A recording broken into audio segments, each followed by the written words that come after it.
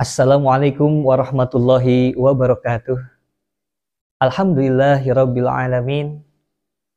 Allahumma shalli ala sayyidina Muhammad al-Fatihi lima uglik wal khatimi lima sabaq nasiril haqqi bil haqq wal hadi ila siratikal mustaqim wa ala alihi haqqa qadrihi wa miqdarihil azim. Ma'asyiral muslimin rahimakumullah. Kita akan lanjutkan kajian kitab Kasyful Gummah, menyingkap tabir kegalauan. Kita akan lanjutkan hadis tentang ahli kebaikan akan selalu diberikan kemudahan untuk bertindak berbuat baik.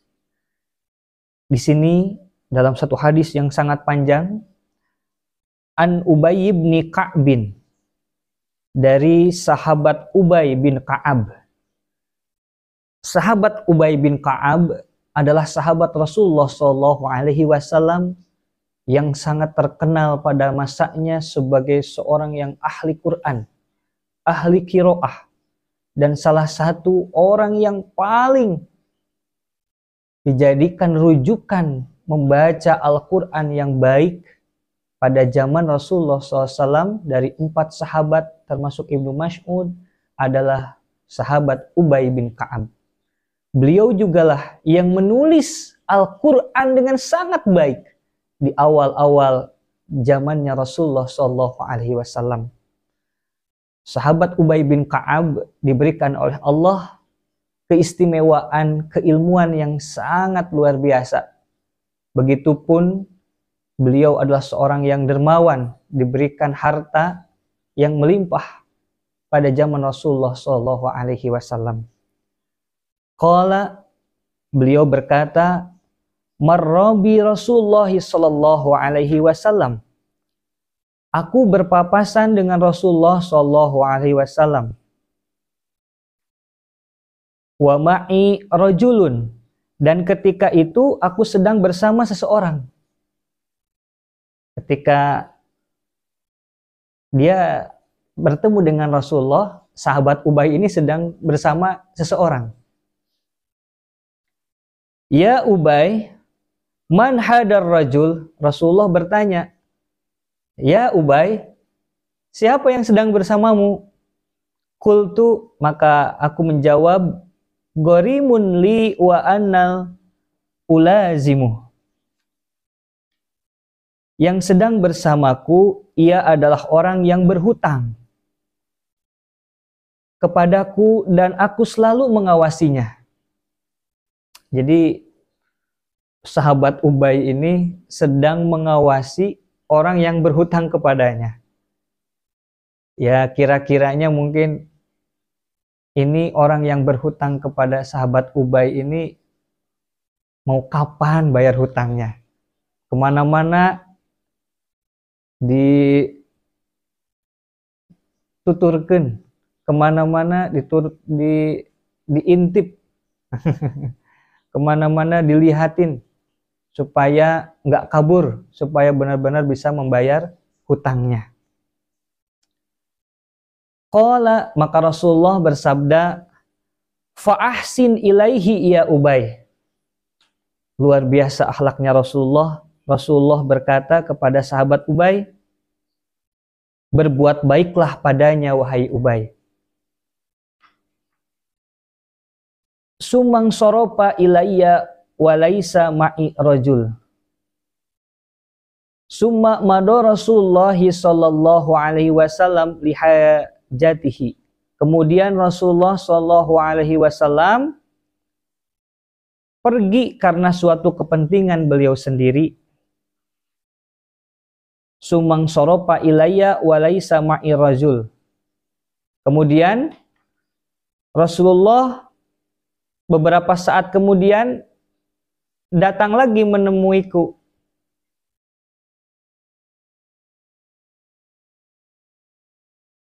Tetapi walaisa ma'i rajul.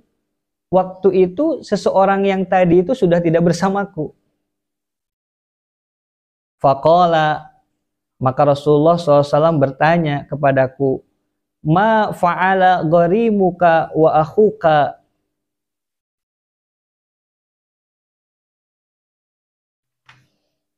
Rasulullah Shallallahu Alaihi Wasallam bertanya kepada sahabat Ubay, apa yang dilakukan oleh saudaramu yang berhutang itu? Qultu, maka aku menjawab, wa ma asa ayyaf'ala ya Rasulullah. Tidak ada yang ia lakukan wahai Rasulullah. Artinya orang yang berhutang tadi memang tidak punya uang. Dia tidak melakukan apapun, dia pun tidak membayar hutangnya.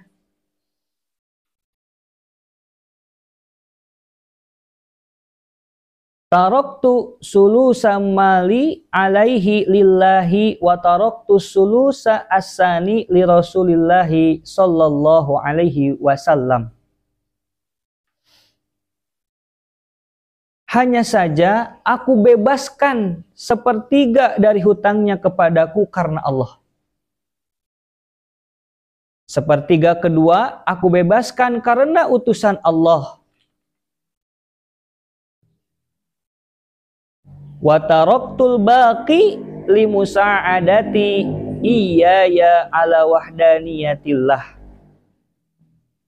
Dan sepertiga yang tersisa aku bebaskan sebab ia telah membantuku mengesahkan Allah. Luar biasa. Sahabat Ubay berkata kepada Rasulullah, aku sudah bebaskanlah hutangnya. Sepertiga memang aku bebaskan karena Allah. Yang kedua, aku bebaskan karena dia pun utusan Allah. Dan yang ketiga, aku bebaskan atas nama karena dia telah membantuku mengesahkan Allah. Intinya, hutangnya sudah aku anggap lunas karena Allah. Luar biasa. Maka faqala, maka Rasulullah berkata kepada sahabat Ubay, rahimakallahu ya Ubay, salasa marratin. Rasulullah berkata kepada sahabat Ubay,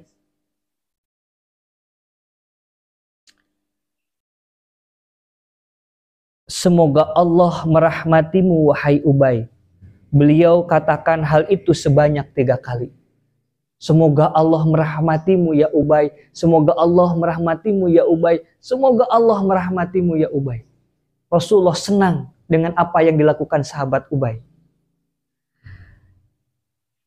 Kemudian bihada umrina,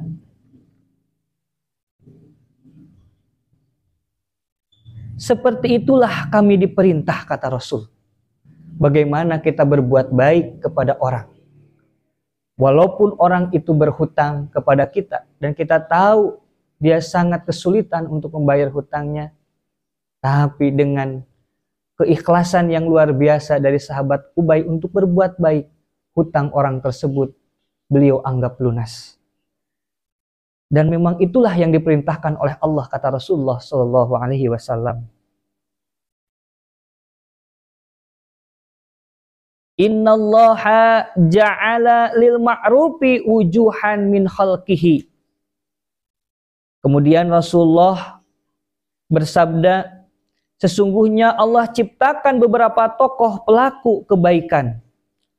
Allah memberi mereka cinta kebaikan. Memang Allah setiap zaman akan menurunkan orang-orang yang menyukai kebaikan. Orang-orang yang selalu berbuat baik, kata Rasulullah SAW. Wahabbaba ilaihim fi'alahu wa yassara ala tullabil ma'ruf talabahu ilaihim wa yassara alaihim itta'ah. Fahum kal ghaisi yursiluhu Allahu azza wa jalla ilal ardi al jadbati fayuhyiha wa yuhyi biha ahlaha. Memberinya rasa senang dalam melakukan kebaikan dan mempermudah orang lain mencari kebaikan pada mereka serta memberinya kemudahan mereka berbagi kebaikan. Orang yang Allah jadikan tokoh kebaikan akan merasa senang, akan merasa puas ketika orang itu bisa membantu saudaranya, bisa berbuat baik kepada orang lain. Orang-orang yang merasa senang, puas ketika memberikan kebaikan kepada orang lain, itu memang Allah jadikan beliau, sahabat Ubay bin Ka'ab, adalah tokoh kebaikan.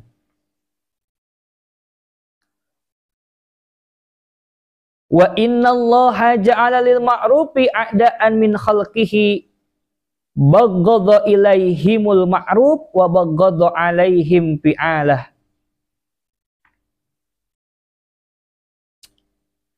Mereka itu tak ubahnya seperti air hujan yang Allah turunkan di bumi tandus.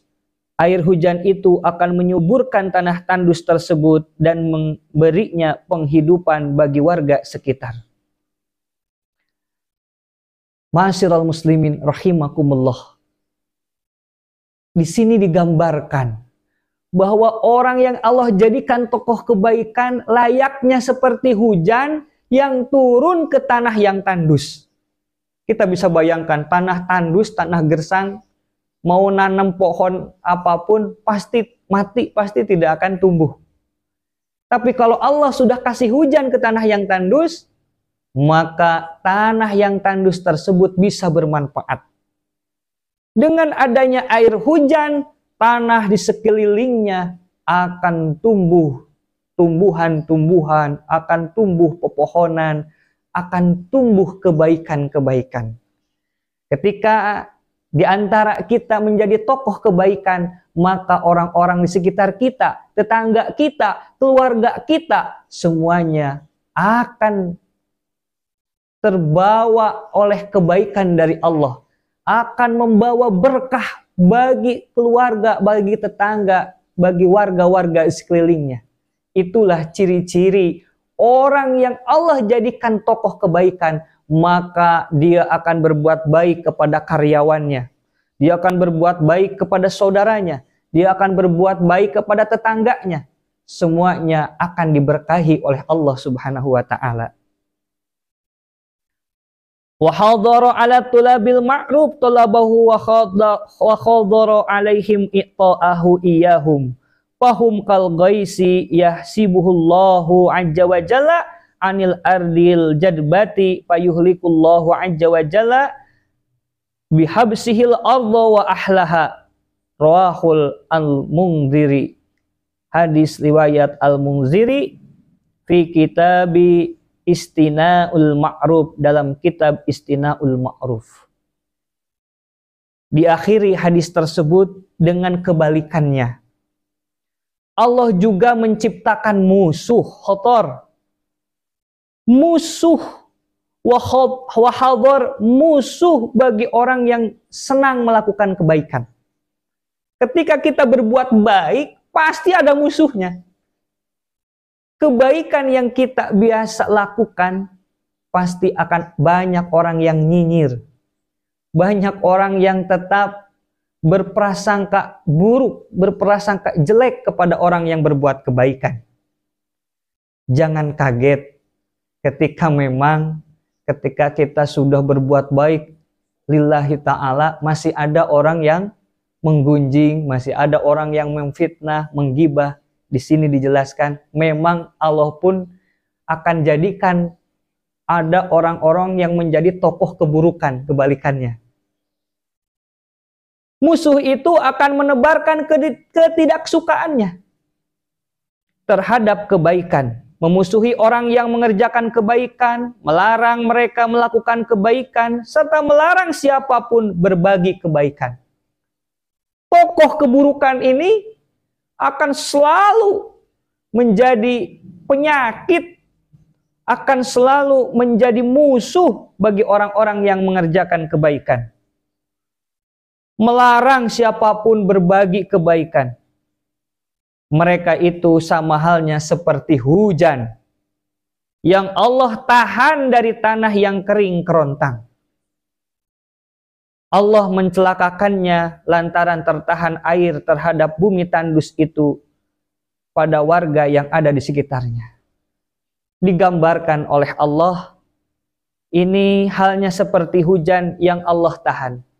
Allah sengaja tidak menurunkan hujan kepada tanah-tanah yang tandus tersebut. Maka kalau memang tanah tersebut adalah tanda-tanda keburukan, sekelilingnya pun tidak akan turun hujan. Ini menandakan ketika kita menjadi tokoh keburukan, maka saudara kita, keluarga kita, tetangga kita, orang-orang di sekeliling kita akan merasakan tandusnya keberkahan dari Allah. Orang yang menjadi tokoh kebaikan, senang mencaci orang, senang memfitnah orang, senang mengadu domba, maka pasti hancur keluarganya pun. Saudaranya saja dimusuhi, tetangganya saja nggak akur. Orang-orang di sekelilingnya mencibir, orang-orang di sekelilingnya tidak suka. Itu karena Allah yang menjadikan tidak berkahnya kehidupan kita, tidak berkahnya orang-orang di sekeliling orang yang menjadi tokoh keburukan. Na'udzubillahi min dzalik. Mudah-mudahan kita selalu menjadi orang yang selalu berbuat kebaikan. Allah jadikan kita tokoh kebaikan. Menjadi tokoh kebaikan, menjadi tokoh keburukan adalah pilihan. Anda mau menjadi tokoh kebaikan, maka orang di sekeliling Anda akan menjadi berkah. Tetapi kalau Anda tetap dengan keburukan, menjadi tokoh keburukan, tidak suka ketika ada orang melakukan kebaikan, melarang orang-orang untuk berbuat kebaikan, dan inilah yang menjadi murkanya Allah, keluarganya, saudaranya, tetangganya, orang-orang di sekelilingnya tidak akan mendapatkan berkah kehidupan dari Allah. Jangankan di dunia, dia akan celaka, dia akan sengsara. Begitupun nanti di akhirat kelak. Na'udzubillahi min dzalik. Mari kita sama-sama jadikan Ramadan ini sebagai awal untuk meningkatkan ketakwaan kita kepada Allah, untuk peduli dengan sesama orang-orang, kepada keluarga, kerabat, orang-orang di sekitar kita. Kita peduli dengan mereka untuk selalu berbuat baik. Semoga Allah jadikan kita tokoh-tokoh kebaikan. Allahumma amin ya Allah ya rabbal alamin. Wal afu minkum wallahu a'lam bisawab. Wallahul muwaffiq ila aqwamit thoriq. Wassalamualaikum warahmatullahi wabarakatuh.